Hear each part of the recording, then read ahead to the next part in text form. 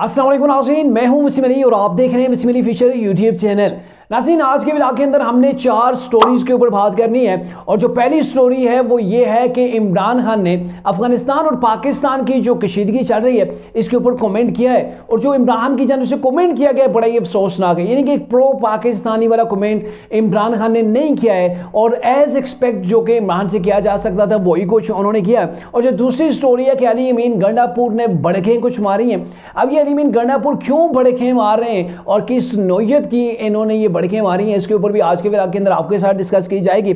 और तीसरे नंबर के ऊपर कि इमरान खान का एक और बड़ा झूठ एक्सपोज हो गया है। कहने का मतलब यह है कि इमरान का एक और झूठ पकड़ा गया है। अब ये कौन सा झूठ है इसके ऊपर भी बात करेंगे। और जो चौथे नंबर के ऊपर हमारे पास खबर है कि अगर इमरान खान साहब नहीं तो इमरान रियाज खान साहब ही सही। ये क्या कुछ तफसीलात हैं आज के व्लॉग के अंदर आपके साथ डिस्कस करते हैं। आगे बढ़ने से पहले आपसे होगी गुजारिश कि अगर आपने अभी तक हमारे चैनल को सब्सक्राइब नहीं किया तो काइंडली अभी हमारे चैनल को सब्सक्राइब कर लें, बेल आइकन को प्रेस करना मत भूलिएगा। तो नाज़रीन, सबसे पहले बात कर लेते हैं जी इमरान का मामला जो कि बड़ा अहम है, क्योंकि आपको पता है कि पाकिस्तान के अंदर जब दहशतगर्दी हुई, दहशतगर्दाना वाक़या हुआ जिसके अंदर पाक फौज के 7 जवानों ने जामे शहादत नोश की, तो पाकिस्तान तिलमिला उठा। पाकिस्तान ने फौरी तौर पर रेजिस्ट किया और अफगानिस्तान के अंदर जाके वहाँ पे घुस के एक स्ट्राइक की और स्ट्राइक के नतीजे के अंदर जो अफगानी वो लोग जो कि दहशतगर्द थे, जो मास्टर माइंड थे, उनको उड़ा के रख दिया। तो इसके बाद इमरान खान से साफियों की एक बार गुफ्तगू होती है एक केस के अंदर, जब साफियों का उनके साथ इंटरेक्शन होता है तो इसके ऊपर इमरान का वो मौक़िफ़ लेना चाहते हैं। तो इमरान ने ये कहा है कि ये जो मामला हुआ है, यानी कि जो अफगानिस्तान के ऊपर पाकिस्तान ने जवाबी कार्रवाई की है, तो इससे मैं ज़्यादा खुश नहीं। और अफगानिस्तान के अंदर भी और ईरान के ऊपर जो पाकिस्तान ने जवाबी कार्रवाई की, इससे मैं खुश जो है वो नहीं हूँ। अब समझ से बाला तर है कि पाकिस्तान के ऊपर ये लोग अटैक कर रहे हैं, अब कम से कम उस अटैक की तो मजम्मत कर दें। पाक फौज ने 7 अपने जवान जो है वो खोए हैं, 7 जवानों ने जो वो जामे शहादत हासिल की है। तो आपको उसका दुख नहीं है कि दुश्मन है पाकिस्तान के अंदर घुसता है, हमारे वो नौजवानों को शहीद करके चला जाता है, आपको इसके ऊपर मजम्मत नहीं करनी। आपको ये अफसोस हो रहा है कि पाकिस्तान ने ईरान के अंदर घुसकर या फिर अफगानिस्तान के अंदर घुसकर वहाँ पे क्यों स्ट्राइक की। तो पाकिस्तान के पास डेफिनेटली एक ऐसा मौक़िफ़ है कि पाकिस्तान के अंदर इन लोगों ने पहले स्ट्राइक की, अफगानिस्तान ने दहशतगर्दाना कार्रवाइयाँ की, पाकिस्तान ने बारहा उनको बताया, लिस्टें प्रोवाइड की, सबूत प्रोवाइड की अफगान गवर्नमेंट को कि भाई ये देख लें, ये लोग आपके पाकिस्तान की सरजमीन के अंदर आते हैं, यहाँ पे आके वो दहशतगर्दी करते हैं, तो ये प्रूफ्स हैं, आप इनके खिलाफ कार्रवाई करें। तो अफगानिस्तान है वो हाथ के ऊपर हाथ रख के बैठा हुआ उल्टा, वो शायद उन जो दहशतगर्द हैं उनकी पुष्पनाई भी कर रहा है। तो ऐसे आलम के अंदर जाहिर है पाकिस्तान वो सर झुका के तो नहीं बैठ सकता कि हाँ भाई जिसने जितना मारना है। वो गांधी जी वाली बात है कि अगर आपको एक कोई थप्पड़ मारता है तो आप गाल की दूसरी साइड भी उसके आगे कर दें कि हाँ भाई एक और इधर भी जो है वो आप मार लें। ऐसा नहीं चलता है, ऐसा नहीं हो सकता है कि कोई पाकिस्तान के ऊपर हमला करे और पाकिस्तान खामोश बैठा रहे। तो मुझे समझ नहीं आती कि इमरान साहब किस ज़हनियत के जो वो आमिल शख्स हैं। पहले ईरान ने पाकिस्तान के अंदर कार्रवाई की, तो जब पाकिस्तान ने ईरान के अंदर जाके कार्रवाई की, स्ट्राइक की, तो इमरान ने कहा मुझे अफसोस है, पाकिस्तान को जाके जवाबी कार्रवाई नहीं करनी चाहिए थी, ईरान हमारा मुस्लिम बरादर मुल्क है। और भाई इमरान को भी तो ख्याल रखना चाहिए ना, कोई भी मुल्क है आपके दोस्त है, वो मुस्लिम ममालिक है, कुछ भी आपके अच्छे रिलेशन हैं, लेकिन आपकी जो बाउंड्रीज हैं, आपकी हदूद क़यूद हैं, आपकी दोस्ती भी एक लिमिटेड होती है कि आप अपनी सरहदों को, अपनी सालमियत को ख़तरे के अंदर नहीं डाल सकते। ना ही किसी को इतनी आप इजाज़त दे सकते हैं कि वो आए आपके मुल्क के अंदर यहाँ पे स्ट्राइक करे, जो मर्जी करता फिरे, और आप एटमी कुव्वत होने के बावजूद हाथ पे हाथ धर के बैठे हैं। मुझे वो याद आ रही है कि इमरान के दौर के अंदर जब पाकिस्तान और इंडिया की कशीदगी हो गई थी, पाकिस्तान ने उनका जहाज मार गिराया था, पायलट पाकिस्तान के अंदर आ गया था अभिनंदन, और इमरान खान बैठे नहीं थे। पार्लियामेंट के अंदर इन्होंने स्पीच की थी कि मैंने इंडिया के जो वज़ीर-ए-आज़म नरेंद्र मोदी हैं उनको बार बार कॉल की, उन्होंने कॉल जो है वो अटेंड नहीं की। यानी कि देखें ना, उनका जो है वो एक पायलट पाकिस्तान के पास है, तो रूल्स तो ये होने चाहिए कि इंडिया हमसे रब्ता करे कि भाई हमारा पायलट आपके पास है, तो हम सफारती ज़राए के ज़रिए से आपसे बात करेंगे, हमारे पायलट को आपने महफूज रखना है, तो आगे जो है वो हम इस मामले के ऊपर डिबेट करेंगे। लेकिन नहीं, ये मोदी साहब को जनाब कॉलिंग कर रहे हैं, इमरान साहब खड़का रहे हैं, और फिर यहाँ पे लोग कह रहे हैं कि डट के खड़ा है कप्तान। ये कैसा डटना हुआ कि दुश्मन आपके मुल्क के अंदर आए, जो मर्जी ये करे, आपने उसे कुछ नहीं कहना। आप उसे कहोगे तो हमारा कप्तान नाराज़ हो जाएगा। तो ये खैर एक मौक़िफ़ था वो इमरान का जो आप तक पहुंचाना जो है वो ज़रूरी में समझा। आते हैं जी अली मीन गंडापुर के ऊपर जो भड़कें मार रहे हैं सीएम KPK हैं, तो उन्होंने रिसेंटली एक बड़ी भड़क मारी है। उनकी भड़क तो ये है कि उन्होंने ये कहा जी मरियम नवाज़ साहिबा और आसिफ अली जरदारी जो हैं इनके खिलाफ DI खान के अंदर FIRs दर्ज की हुई हैं, और अगर ये लोग बाज नहीं आते हैं, हमें धमकियाँ लगाते हैं, तो ऐसा ना हो कि हम यहाँ से पुलिस भेज दें जो इनको अरेस्ट करके ले आए। तो आगे चलते हुए इन्होंने मज़ीद भी कहा कि वफाक हमारी हुकूमतें जो है वफाक जो है और पंजाब जो है वो गवर्नमेंट ऐसी हरकतें ना करें कि हम जो है वो कोई इकदाम उठाने के मजबूर हो जाएं या फिर वफाक को ही ना चलने दें। ये अली मीन गंडापुर के रिमार्क्स है। तो बेसिकली आपको भी इस चीज़ का अंदाज़ा है कि इतना आसान नहीं है कि KPK के अंदर एक FIR दर्ज हो, FIR के ऊपर सदर पाकिस्तान को अरेस्ट करके पुलिस अली मीन गंडापुर के सामने ले आए, और दूसरी जानब पाकिस्तान के सबसे बड़े सूबे पंजाब की जो CM है मरीम नवाज साहिबा उनको भी अरेस्ट करके ले आए। तो ये एक भड़कें होती हैं, और भड़कों का मतलब क्या है? भड़कों का मतलब यह है कि इमरान खान ने रिसेंटली अली मीन गंडापुर के ऊपर नाराज़गी का इजहार किया था कि आपने शहबाज शरीफ के साथ क्यों मुलाकात की। तो अब इमरान खान को अगर आपने खुश करना है तो मेरे ख्याल में आपने अपनी ज़बान को छुरी की तरह तेज़ कर लेना है। वो कसाइयों वाली छुरी नहीं जो ईद के ऊपर लेके जाती है, वो तो ख़राबी हो जाती है। वो छुरी जो अभी पेन पैक हो, जो भी कहीं पर इस्तेमाल ना की हुई हो, तो ऐसी छुरी की तरह अपनी जुबान को तेज़ कर लेना है, जो भी सामने रगड़ा लगा देना है। जैसे रिसेंटली अली मीन गंडापुर ने कहा था कि KPK के अंदर अगर कोई रिश्वत लेता है, कोई रिश्वत आपसे मांगता है, तो आप ईंट उठा के उसके सर के अंदर मार दें और मेरा नाम ले लीजिएगा। अरे जनाब, इसके ऊपर मेरा जो एक कमेंट है वो ये है कि अली मीन गंडापुर के हवाले से जो तरीके इंसाफ के एक रहनुमा हैं तैमूर झगड़ा, उन्होंने जो इल्ज़ाम लगाया था कि मुझे वजारत देने के ऊपर कितने करोड़ की डिमांड की गई, तो मेरे ख्याल में फिर अली मीन गंडापुर साहब बताएं कि किसका माथा फोड़ना है रिश्वत के ऊपर। यहाँ पे तो आप बड़ी बड़ी के मार रहे हैं, बड़ी बड़ी बातें कर रहे हैं, बड़े दावे कर रहे हैं कि जो रिश्वत मांगे उसका आपने सर बोर्ड देना है, तो दूसरी जनाब अपने ही बंदे से आप उसको वजारत देने के करोड़ों रुपए अगर मांग रहे हैं, तो फिर इसका जवाब कौन देगा? ये मेरे ख्याल में अली मीन गंडापुर को इसका जवाब देना चाहिए।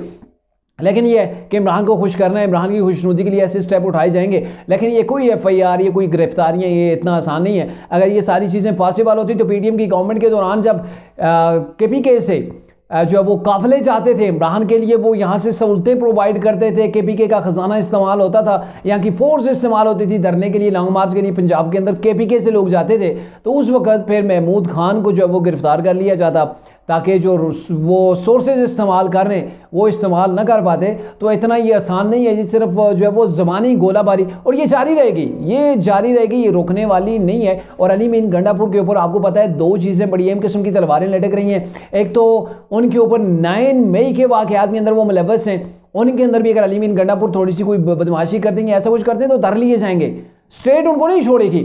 और दूसरा, उनके ऊपर जो उन्होंने एसेट्स अपने शो नहीं किए थे इलेक्शन कमीशन के अंदर, जो इनके तमाम एसेट्स थे वो सब इन्होंने शो नहीं किए, कुछ इन्होंने हाइड ही रखे। तो जब वो चीज़ है तो उसके ऊपर तो डायरेक्ट सीधी सीधी नायली बनती है। तो अली मीन गंडापुर जो है वो इतनी बड़ी बड़के ना मारें, ऐसा ना हो कि जो है वो अपने लिए परेशानी पैदा कर लें इमरान को खुश करने के लिए। तो ये प्रोसेस खैर अब जो है वो चलता रहेगा। अब जो इमरान का एक बड़ा झूठ पकड़ा गया उसके ऊपर आते हैं। आपको पता है जी, इमरान ने बड़ा खुल के खेला था साइफर के ऊपर, और उस साइफर को पाकिस्तान के अंदर ही निचोड़ के रख दिया था। यानी कि असद मजीदी शख्स ने वो अपने हाथ से लिखा था वो साइफर, उस शख्स ने भी धोखे निकाल दिया था कि भाई इसके अंदर कुछ नहीं है, मैंने तो ऐसी कोई चीज़ नहीं लिखी कि इमरान की गवर्नमेंट गिराने के लिए कोई साजिश हुई हो। फिर उसके बाद जो उनके प्रिंसिपल सेक्रेटरी थे उन्होंने भी गुब्बारे से आवाज़ निकाल दी थी। फिर इमरान की जो पहले ऑडियोज आई थी उन्होंने तो सारा जो वो करता था खोल दिया था कि कैसे let's play with it, Imran ने इसके ऊपर कैसे खेला था, कौम को कैसे बेवकूफ़ बनाया था। और जो सबसे ज़्यादा बेवकूफ़ बने वो तरीके साहब के अपने लोग बने, दूसरे नहीं बने। पहले रोज़ से यही कहा जा रहा है कि ये साइफर आया है पाकिस्तान के अंदर, लेकिन वो ये नहीं है साइफर कि इमरान की गवर्नमेंट को हम निकाल देंगे, कि अगर इमरान को जो वो आपने नहीं निकाला तो हम जो वो पाकिस्तान के साथ नहीं चल पाएंगे। तो ऐसा कुछ नहीं था। साइफर आते रहते हैं, हर मुल्क से आते हैं, उनको डीमार्श भी किया जाता है अगर कहीं पर हार्ड लिंक में जो वो इस्तेमाल की जाए। लेकिन यहाँ ये है कि इसको गेम बनाया गया कि ये देखें पाकिस्तान के खिलाफ साजिश हुई है, पाकिस्तान के अंदर मोरे हैं, यहाँ पे इमरान खान को जो अमेरिका ने एब्सोल्युटली नॉट कहने के ऊपर निकाल दिया। तो ये कप्तान ने जम के खेला था। और उसके ऊपर क्या हुआ कि अमेरिका के अंदर जो सेनेट है उनकी सेनेट की कमेटी के सामने डोनाल्ड लू पेश हुआ, और वहाँ पे उन्होंने जिसे कहते हैं ना वो लितर पानी के अंदर भगो के नहीं बल्कि तेल के अंदर भगो के इमरान को मारे। उसने तो ये कह दिया ये तमाम का तमाम ड्रामा है, इसके अंदर झूठ है, झूठ के सिवा कुछ भी नहीं है।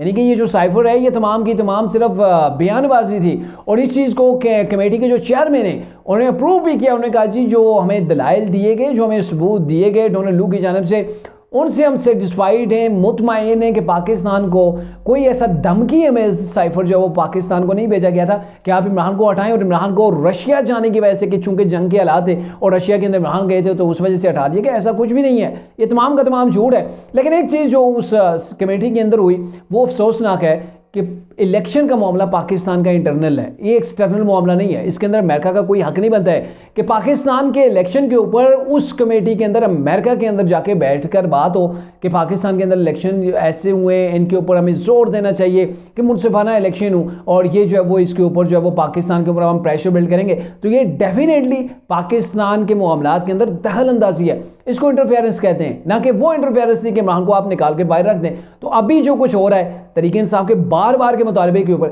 ये इंटरफेरेंस जरूर है कि पाकिस्तान के जो दाखिली मामलात हैं इनके अंदर अमेरिका का कोई हक नहीं है कि वो आके डिक्टेट करे कि आप जो है वो इनका ऑडिट करें, फलां करें, ये करें। तो ये कोई हम गुलाम हैं, वही तरीके इंसाफ का बयानिया। आप तो कहते थे ना हम कोई गुलाम नहीं है, अमेरिका कैसे हमारे मामलात के अंदर इंटरफेयर कर सकता है। तो आज भी वो ये सवाल है कि आप इतनी मिन्नतें करके वहाँ पे अपनी रेपुटेशन बहाल करने के लिए आपने वहाँ पे लॉबिंग फर्में जो है वो हायर की हुई हैं, जो अमेरिकन को, जो वहाँ के सेनेटर्स हैं, जो कांग्रेसमैन हैं, उन सबको बैठने नहीं देती। रोज़ाना की बुनियाद के ऊपर उनके पास कोई ना कोई आपकी तरफ से दरख्वास्त पहुंच जाती है कि ये देखें, ये देखें। और आप अभी पाकिस्तान के इंटरनल अफेयर जो मामलात हैं, अफेयर्स हैं, उनके अंदर दखल अंदाजी करवा रहे हैं अमेरिका से। तो ये तरीके इंसाफ के जितने बयानिए थे, इमरान के जितने बयानिए थे, एक एक करके वो कौम के सामने आए और तमाम के तमाम क्या हुए, झूठे निकले। अब तरीके साहब के लोग कह रहे हैं जी वहाँ पे नारेबाजी हो गई, पाकिस्तान के अंदर लोग जो है वो इमरान के ऊपर थू कर रहे हैं कि ये देखें साइफर का ड्रामा एक्सपोज हो गया। तो ये क्या है? अरे भाई जो शख्स झूठा है, जिसने हजार झूठ बोले, हजार पर उसके झूठ पकड़े गए और वो कहता है कि मैं यू टर्न लेते लेते प्राइम मिनिस्टर ऑफ पाकिस्तान बन गया, उनका अंदर रिकॉर्ड ये उनकी स्टेटमेंट है। तो यू टर्न क्या है? अपनी बात के ऊपर मुकर जाना, इसको यू टर्न इमरान साहब कह रहे हैं। तो अगर यू टर्न के लिबाते के अंदर एक झूठ को आप लपेट के रख देंगे तो क्या वो झूठ नहीं होगा? तो यही झूठ है इमरान के, जिसकी वजह से इमरान के ऊपर भी कोई बिलीव करने वाला नहीं है। अब आते हैं जी इमरान ना सही तो इमरान रियाज खान से।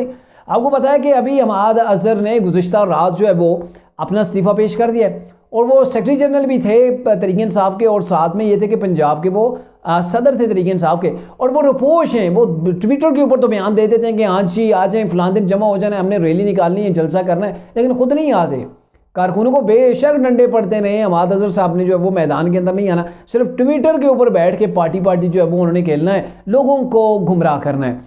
तो अब ये है कि उन्होंने इस्तीफा दे दिया और ये कहा जा रहा है कि इमरान रियाज ने उनके ऊपर तनकीद की थी। और अब इमरान रियाज खान जो हैं, जो कि साबिक सहाफ़ी हैं, ब्लॉगर्स भी रह चुके हैं, कई बार अरेस्ट हुए हैं, काफ़ी कंट्रोवर्शियल भी रह चुके हैं, तो वो सहाफ़त किया करते थे। लेकिन अब वो चीज़ें सामने आ रही हैं कि वो उनको सदारत दी जाएगी तहरीक इंसाफ की जानिब से, चूँकि तहरीक इंसाफ के पास पंजाब के अंदर कोई एक्टिव बंदा ही नहीं है जो तहरीक इंसाफ को लीड कर पाए।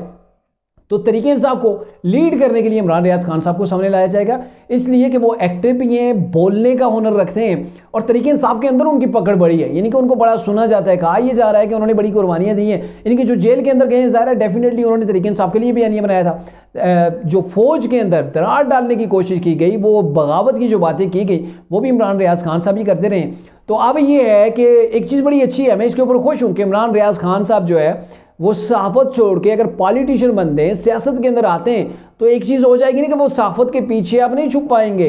उनके ऊपर हम तनकीद करते हैं तो सहाफ़ती इदारे जो है वो उठ के खड़े हो जाते हैं कि भाई आप जो है वो एक सहाफ़ी को जो है वो बोलने की इजाज़त नहीं दे रहे पाकिस्तान के अंदर, तो ये आप ला की खिलाफ वर्जी कर रहे। तो पता लग जाना चाहिए ना कौन सा सहाफ़ी है, कौन सा सियासतदान है। आप वो खुल के सियासत करें, पहले भी वो सियासत ही करते रहे, लेकिन अब वो जिस नाम के पीछे छुपते थे सहाफ़त के इदारे के पीछे, अब वो उसके पीछे छुप नहीं पाएंगे। अब वो सियासतदान बन जाएंगे और जब वो सियासतदान बन जाएंगे तो उन्हें लग पता जाएगा कि सियासतदानों की लाइफ कैसी है। फिर आपको तहरीक इंसाफ कितना सपोर्ट करती है। और जो तहरीक इंसाफ वाले पहले आप ही की तारीफ़ें करते थे, वो उन्होंने आपको छितर भगो के पानी के अंदर मारने, उन्होंने आपको माफ़ नहीं करना है। वो अभी देखे ना कैसे झपटने लगी हुई है। शेर अफजल मरवत क्या कह रहा होता है अली बिन गंडापुर के हवाले से, KPK की क़यादत के हवाले से, वो इनके ऊपर होते हैं और फिर सियासी क़यादत जो है वो मुकाबला कर रही होती है वकला का, और वकला सियासी क़यादत के ऊपर चढ़ाई कर रहे होते हैं। तो आपको भी लग पता जाएगा। अभी तक तो आपके साथ और आदिल राजा के साथ पूरी की पूरी तरीके इंसाफ थी ना, पूरी की पूरी जो वो फौजें आपके साथ खड़ी थी, तो अब आपके साथ ये लोगों ने खड़ा नहीं होना। लेकिन एक चीज़ बड़ी क्लियर हो गई है कि अगर आप सियासत के अंदर आते हैं तो ये खुशी का मकाम है कि आप कम से कम ड्यूल फेस तो लोगों को दिखा के गुमराह नहीं करेंगे ना, कि आप जब वो साफ़ी हैं और साफ़ी बन के आप जो न्यूज़ लोगों के अंदर फैला रहे होते हैं, गुमराह कर रहे हैं, झूठ बोल रहे होते हैं, तो आप लोगों को पता होगा कि ये सियासतदान है। और सियासतदान जब ऐसी बातें करे तो लोग देख लेते हैं, कस्टडी के ऊपर परख लेते हैं कि शख्स कितना सच्चा है, कितना झूठा है। और इमरान रियाज खान साहब का तो माशाल्लाह माजी क्या ही कहने, वो कैसे कैसे झूठों से, कैसे कैसे प्रोपेगेंडे से भरा पड़ा है।